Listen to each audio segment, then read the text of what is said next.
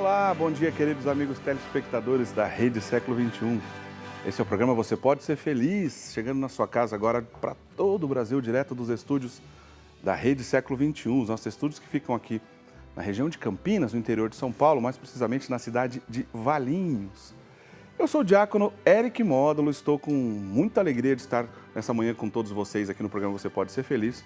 É uma alegria a gente passar mais um tempinho junto para a gente rezar, para a gente conversar e para a gente mergulhar nas graças de Deus, tudo aquilo que Deus preparou para a gente nesse dia do Senhor, não é verdade? O tema do programa de hoje é muito interessante, é um tema popular, é um tema rico, mas é um tema que nós temos muitos desdobramentos para que a gente entenda, né, todas as riquezas que Deus preparou para a gente numa devoção específica ligada à grande Mãe de Deus, a Virgem Santíssima, Maria, nossa querida mãe. Pois é, você tem o costume de rezar o terço? Você tem o costume de rezar o rosário? Né? Na verdade, o terço, como o próprio nome diz, é a terça parte do rosário. Você liga no automático, vamos dizer assim, muitas vezes o seu terço e nem para pensar de onde veio essa devoção? Por que você faz essa devoção? Pois é, no programa de hoje a gente vai conversar um pouco sobre o Santo Terço. Você acredita no poder dessa oração? Você acredita nas graças que Deus pode derramar na sua e na minha vida através do Santo Terço? É esse o tema do nosso programa de hoje. Nós estamos aqui também disponíveis para receber a sua ligação. Você pode ligar para a gente, deixar o seu pedido de oração, comentar se você tem o costume de rezar o terço. Mande o seu recadinho aqui para a gente. Sim, eu rezo o terço. E em que ocasião que você reza o terço? Manda para a gente entender, para que a gente possa trocar uma ideia sobre essa tão importante devoção católica, né? O Santo Terço. É sobre isso que a gente vai falar no programa de hoje. Mas já pensando na origem desse Santo Terço, vamos lembrar um pouquinho a história para a gente tentar entender, né? A gente só pode amar aquilo que a gente conhece. Quanto mais a gente conhece, mais oportunidades a gente tem de aprofundar no amor. Então a gente precisa lembrar e conhecer um pouquinho da história do Santo Terço. No século XIII, já faz bastante tempo, no século XIII, mais precisamente no ano 1214, aconteceu um fato extraordinário na vida de um grande santo da igreja. Eu estou falando de São Domingos de Gusmão.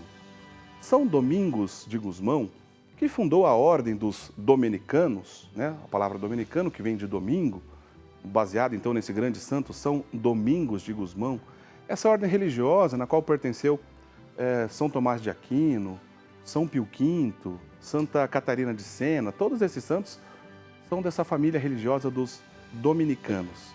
Mas São Domingos de Gusmão, esse grande santo que viveu lá no século XIII, então, mais precisamente no ano 1214, recebeu uma visita mística, uma aparição de Nossa Senhora na vida desse grande santo. Naquela oportunidade, São Domingos de Gusmão, que já era devoto da Virgem Santíssima, estava enfrentando, não só ele, como toda a igreja, uma dificuldade muito grande no século XIII na Europa, pois do sul da França avançava por toda a Europa um problema, uma heresia, conhecido como catarismo. Os cátaros, que viviam então naquela época no sul da Itália, mais precisamente, no sul da França, mais precisamente na cidade de Albi, também conhecido como os albigenses. Quando a gente fala albigenses ou cátaros, a gente está falando do mesmo grupo. Era um grupo herético, era um grupo que distorcia um ou mais pontos da nossa fé católica. Heresia significa isso, distorcer uma ou mais verdades de fé. Heresia é tomar uma parte, escolher apenas uma parte e negando o todo, né? Separando uma parte da fé. Portanto, esse grupo de hereges, os albigenses, os cátaros, pregavam que tudo que diz respeito ao corpo é ruim. Agora, tudo que diz respeito ao espírito, à alma, é uma coisa boa. Como se pudesse separar a alma do corpo, como se um Deus bom criasse as coisas espirituais e um Deus mau tivesse criado as coisas corporais ligadas ao corpo.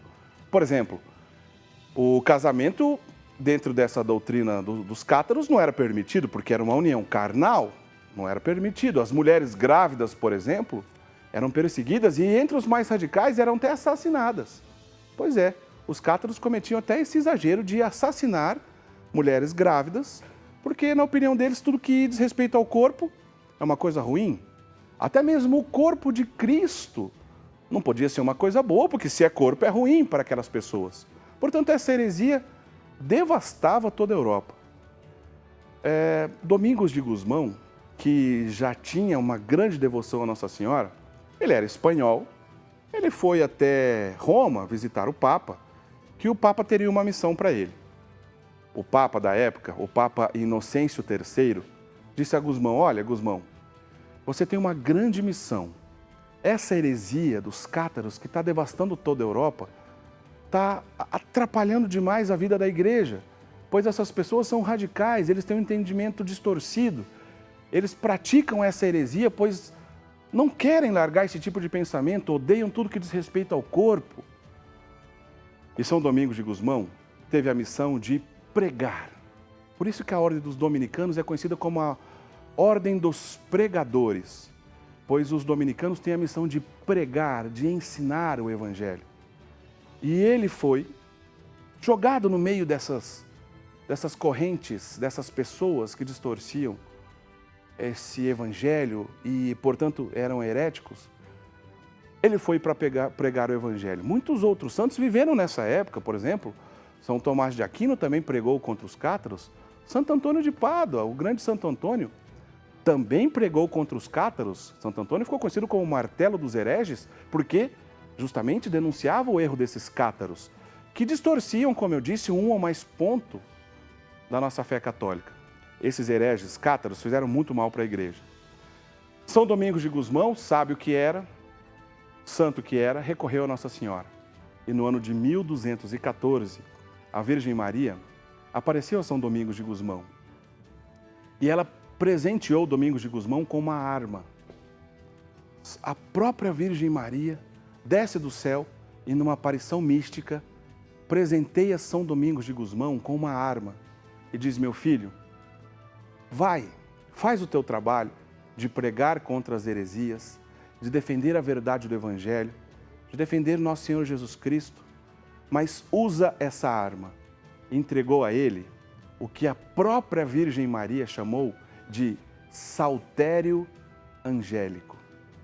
Sabe o que significa saltério? Saltério significa os 150 salmos que todos os religiosos rezam durante a liturgia, que de hora em hora eles vão rezando um trechinho. Então, durante um dia, desde a manhã até a noite, em alguns casos até a madrugada, rezam os 150 salmos. A Virgem Maria disse: vai e reza o saltério angélico. A própria Virgem Maria usou essa expressão, o saltério angélico. O que é isso? 150 Ave Marias, que como saltério de 150 salmos, e a Ave Maria naquela época era baseada exclusivamente na saudação do anjo, por isso saltério angélico. Ora, não foi o anjo que disse para Nossa Senhora: ave cheia de graça, o Senhor é convosco? Não foi o anjo que disse isso? Aonde dá o início da Ave Maria? E depois as palavras de Santa Isabel na visita: como pode dignar-vos vir a mim, a mãe do meu Senhor?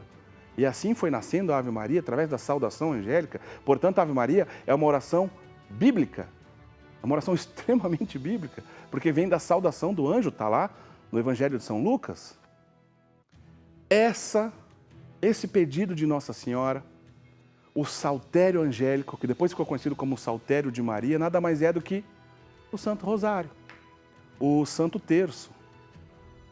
E diz até algumas tradições, e provavelmente deve ser verdade, que à medida que eles iam organizando as Ave Marias que rezavam durante o dia, para não perder a conta e chegar a 150, pegavam rosas, amassavam as rosas, faziam uma espécie de bolinha com as rosas e juntavam num cordão, para que desse origem, então, a um tipo de oração que eles não se perdessem e pudessem rezar 150 Ave Marias no saltério angélico ou saltério de Maria, como a própria Virgem Maria deu a São Domingos de Gusmão. Daí vem a palavra rosário, diversos pedacinhos de rosa.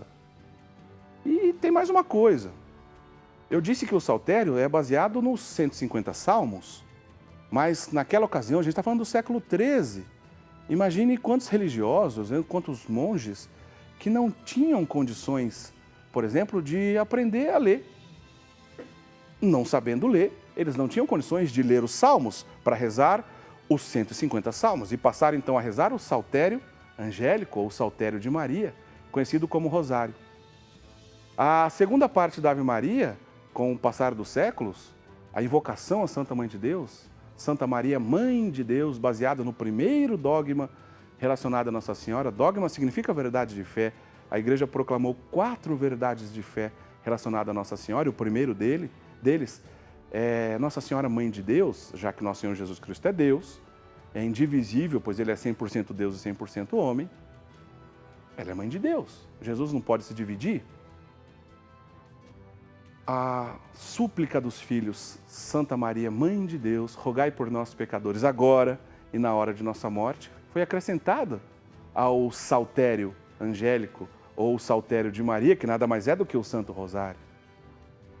E com os tempos, a oração foi se aperfeiçoando, os mistérios foram sendo acrescentados, isso a gente vai falar durante o programa em relação aos mistérios, e acabou sendo uma oração de contemplação da vida de Nosso Senhor Jesus Cristo, dos maiores mistérios da nossa fé.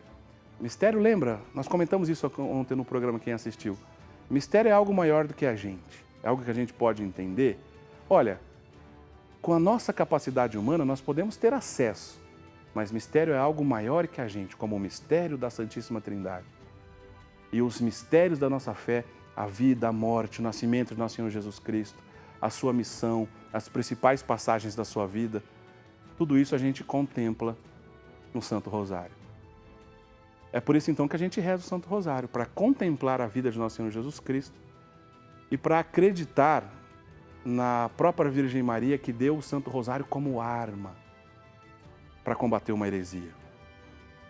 E obviamente, São Domingos de Gusmão conseguiu, avançou na sua missão e teve muito sucesso no meio dos hereges, e através do Santo Rosário converteu muitos dos cátaros, muitos. E a palavra de Deus pôde ser pregada novamente, e a história continua, e o Santo Rosário desde então nunca mais morreu. No programa de hoje a gente vai falar bastante sobre isso, a gente vai entender um pouco mais desse mistério, vamos falar sobre essa questão da contemplação, e obviamente que no programa de hoje também tem brincadeira. E o prêmio para quem acertar a brincadeira de hoje não poderia ser outra coisa, obviamente. Quem participar conosco da brincadeira de que santa é essa, que nós vamos revelar durante o nosso programa, no final do programa nós enviaremos para casa de um amigo telespectador esse Santo Terço que você está vendo aí no seu vídeo, das mãos ensanguentadas de Jesus. Não poderia ser diferente, não é, minha gente? Então, você que assiste o nosso programa já sabe como funciona. Nós vamos abrir algumas imagens, 2 quadrinhos, diretores, logo de cara, pode ser? Vamos abrir então, já vou dar uma dica para a gente acertar quem é a santa que revelaremos hoje no nosso programa. 2 quadrinhos, logo de cara. A dica logo de cara também, para a gente começar a tentar entender, é o seguinte. Essa santa que a gente vai revelar hoje aqui no nosso quadro, Que Santa é Essa? Ela casou-se aos 12 anos e teve 6 filhos. Olha só, hein? Essa santa foi casada. Pois é. E teve 6 filhos.